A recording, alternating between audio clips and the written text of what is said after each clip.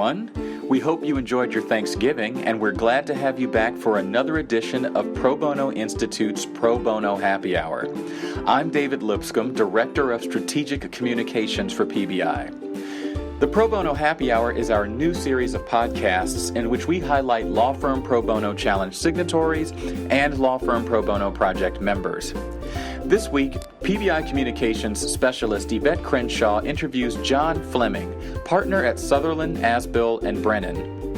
John, who transitioned from a billable litigator to a full-time pro bono partner, spoke to us about the importance of succession planning and the lessons he learned from his transition, Sutherland's robust professional development program, and one of the firm's most recent and significant pro bono victories that required some very unusual planning and coordination to achieve. We hope you're comfortable wherever you may be, whether that's mid-commute, on your lunch break, we hope you're not tired of your Thanksgiving leftovers already, or simply working at your desk. Enjoy the interview. Hi, John. Thanks for joining us today. How are you? You bet, Yvette. Good. I'm going to go ahead and start off with you just telling us a little bit about yourself and the pro bono program at Sutherland. Okay, happy to do it. I am John Fleming. I've been at Sutherland since 1975. I actually was a summer associate, then I had a clerkship, and I came back in 1976. So finishing up my 39th year at the firm now. For the first 36 years, I was first an associate, then a partner in the litigation group.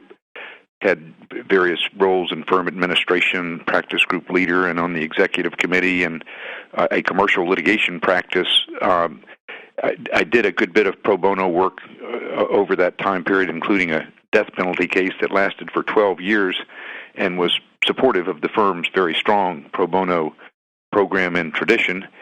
About 12 years ago, the firm adopted first the role of pro bono partner to head up all of the firm's pro bono programs in each of its now 7 offices.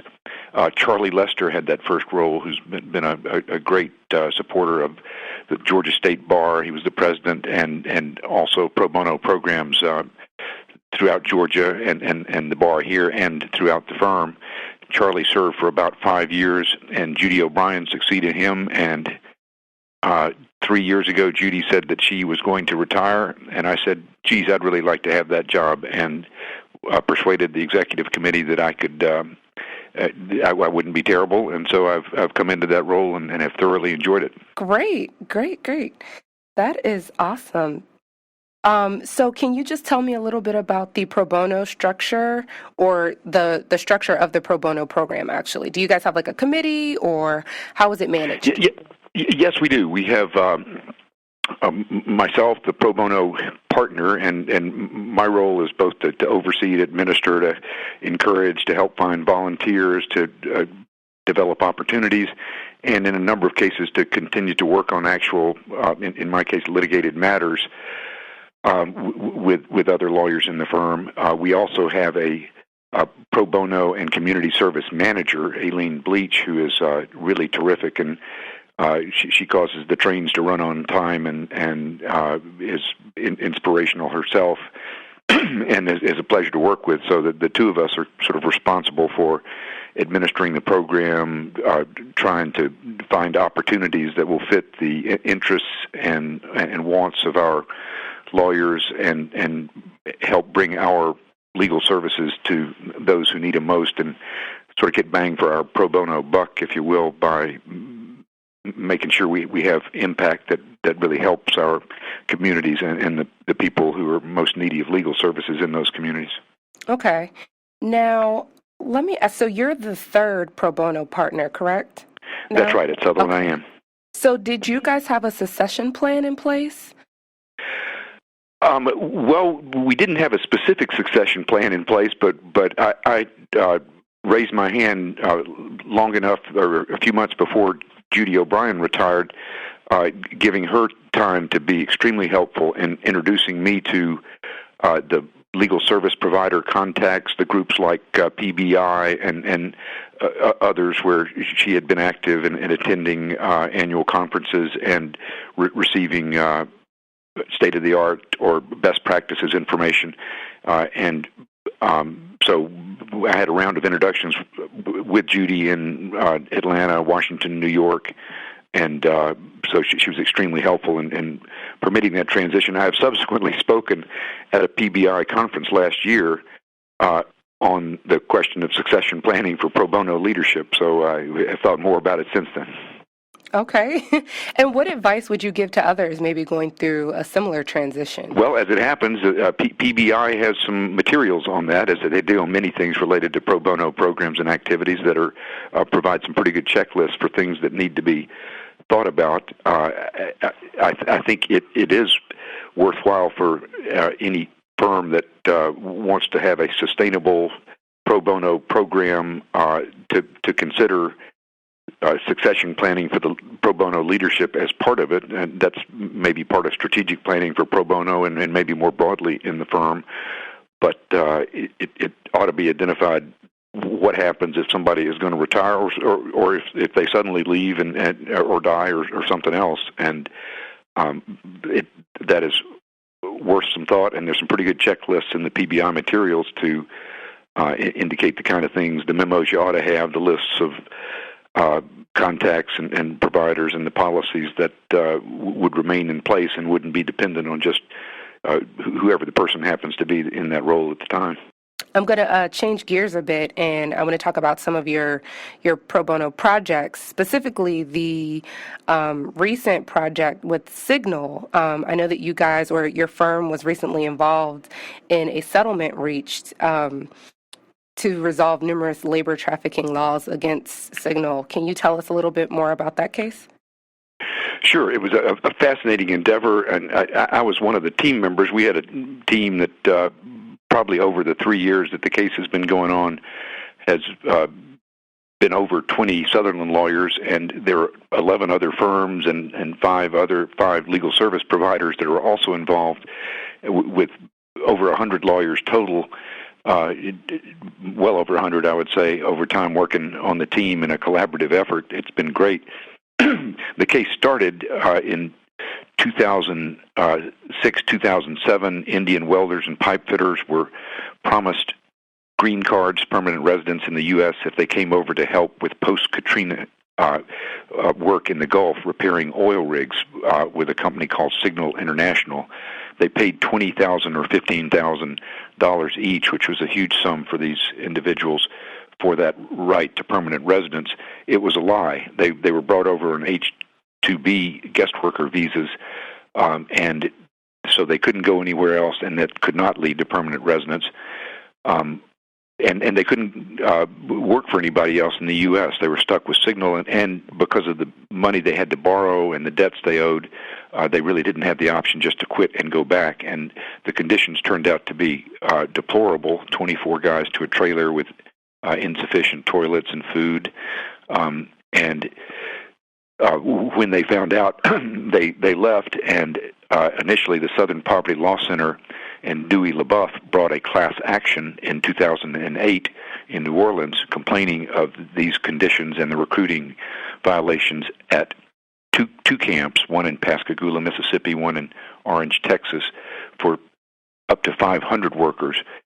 The court let discovery go on the class certification issues for a couple of years, and then that motion was brought before the court, and Judge Zaney decided this is a pretty compelling case. It sounds like some bad things happened to these workers, but it's not a class action, he said.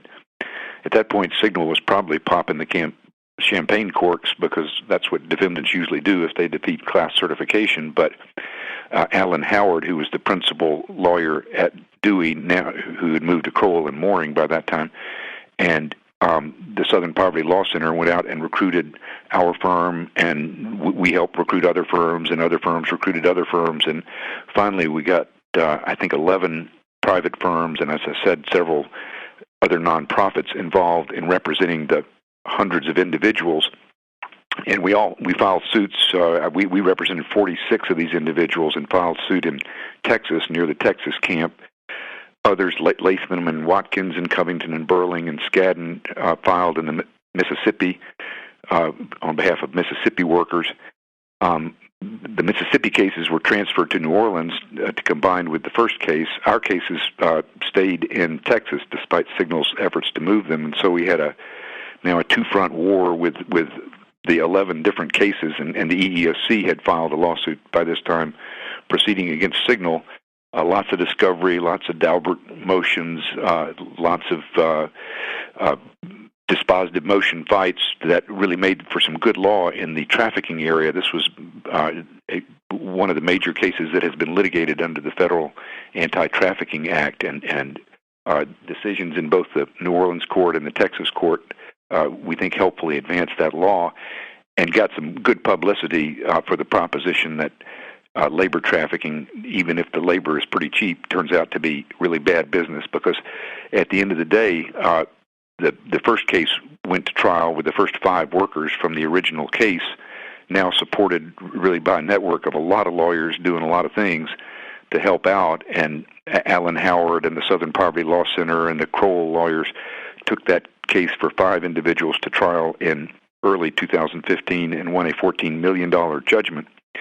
And we were prepared to bring our first 5 in a trial soon after that in Texas, and the Kilpatrick firm was ready to bring a trial in Texas, and the Latham firm was ready to bring another trial in New Orleans.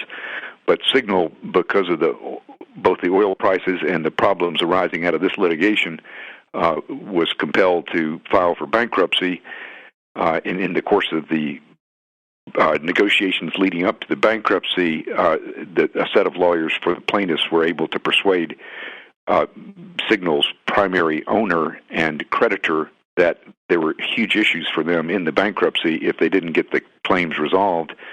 And so we reached a global settlement with Signal, which provided for a $20 million fund to be set up within the bankruptcy to pay out claims of the individuals that we and the others represented.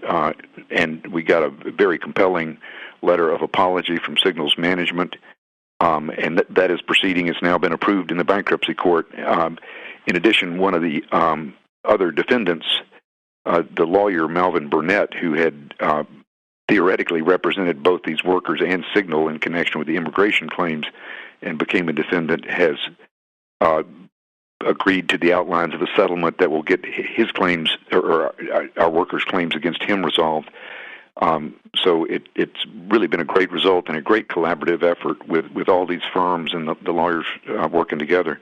Frankly, Yvette, I think this would be a very worthwhile program at the next PBI conference, because it's a unique example of a number of law firms and nonprofits collaborating together in a joint effort that really, I think, had some very useful impact. Yeah, I mean, that is incredible. And of course, we're always pushing for collaborations. And I'm going to touch on that right after I ask you about how you guys got around the employment and labor laws that most people don't necessarily want to deal with. How was that for you? The employment and labor law, you mean the Signal case?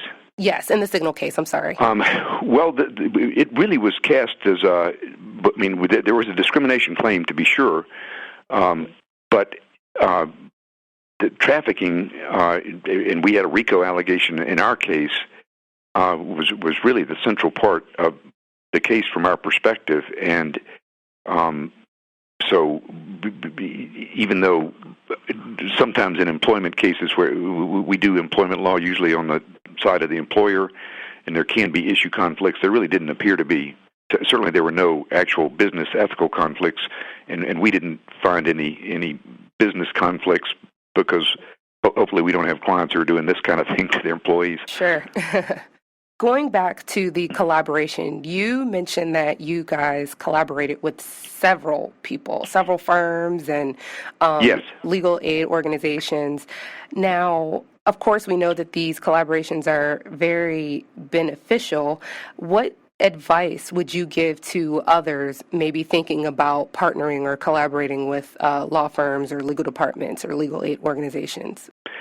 One thing we did at the outset, and I think should be done in any litigation like that, it was to enter into a cooperating or collaborating attorney agreement, basically a joint defense or common interest agreement to protect the privilege for communications that are and work product that's being shared by the different firms on our side.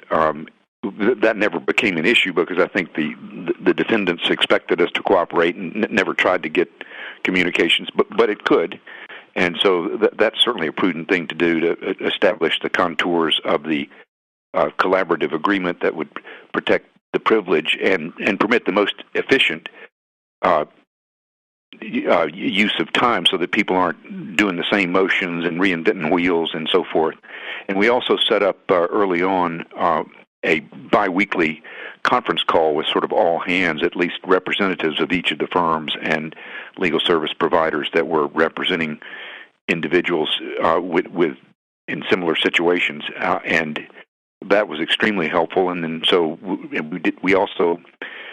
I guess we hosted them. We had 2 meetings in Atlanta with the larger groups where they each lasted a day, and we went through lots of issues and allocated amongst the groups who's going to take this expert, who's going to take that expert, who's going to be responsible for this fact witness, and who's responsible for that. So the coordination was very important in limiting the requirement for resources that otherwise would have been necessary to litigate the whole thing by yourself. Now, I know that at Sutherland you guys have a robust professional development training program in general. How does that work in relation to the pro bono program? How do you train your attorneys to work on these pro bono cases?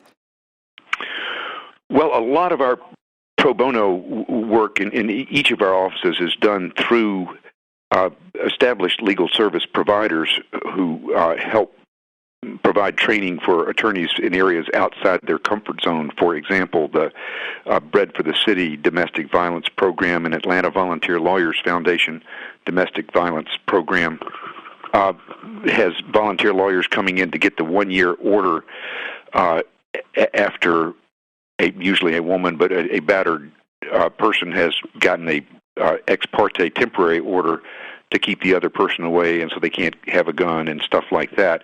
And our attorneys go through that training program and have backup from AVLF, and now we have enough attorneys in our various offices who have gone through that. We also have backup within the office to have attorneys sign up, take this case, interview the witnesses, go into court, and they've got training and backup, even though this isn't an area that otherwise would be in their comfort zone. So, and we are very mindful of the fact that the pro bono cases that we have provide some of the earliest opportunities for lawyers in litigation to get into court, to make an appellate argument, to take a deposition, for transactional attorneys to have their own client, to interview them, to find out what the objectives are, and to negotiate toward a resolution or to help a nonprofit organization with its needs. So it's we don't have it formally tied to the training program, but we are, as you know, we've got a pretty elaborate training program with checklists for what skills associates in the different practice groups should have at different levels, and the pro bono opportunities that we have in many cases help provide the checks on that list. Well, that sounds good. So what's in the future for your pro bono program? What would you like to see happen in the next 5 to 10 years? Are you guys currently working on any new projects or something that you'd like to see happen?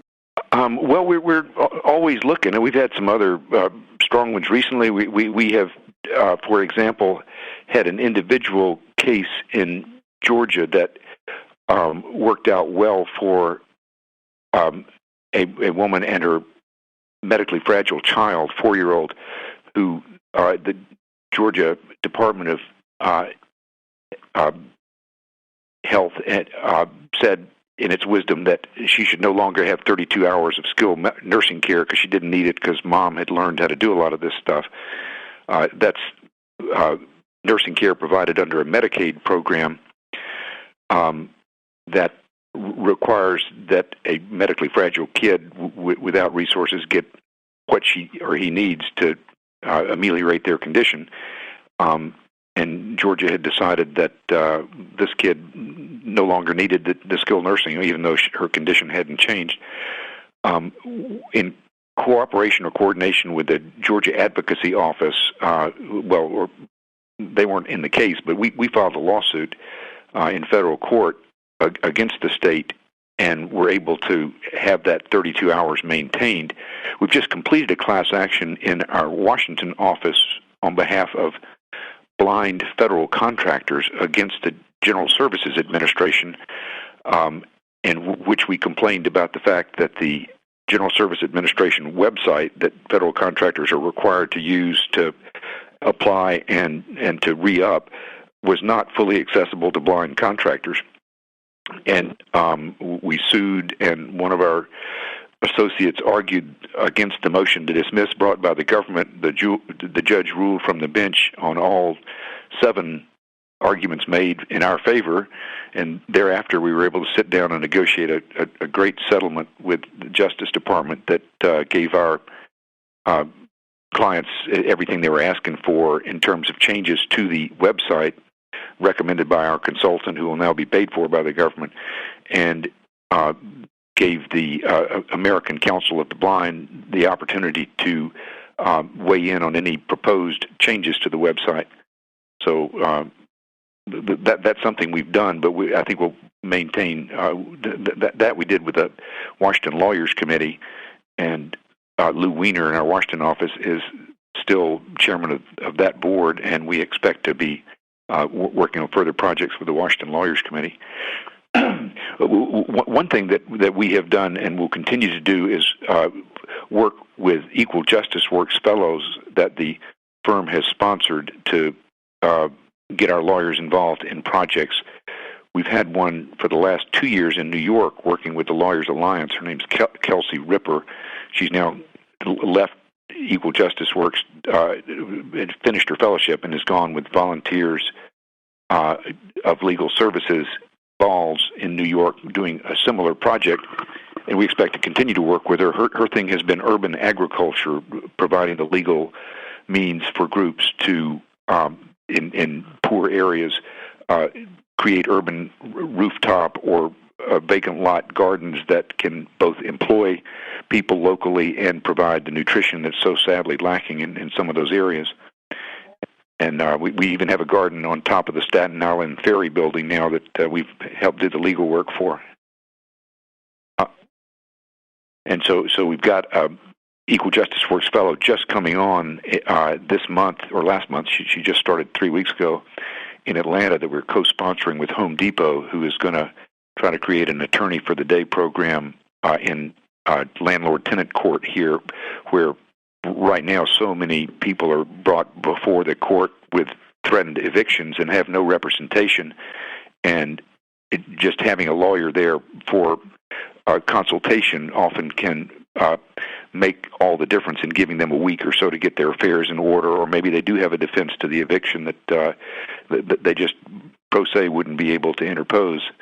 And that's a program that's been done in Boston and in Washington, and she's going to try to create it here, and we're going to work with Home Depot lawyers to try to assist her.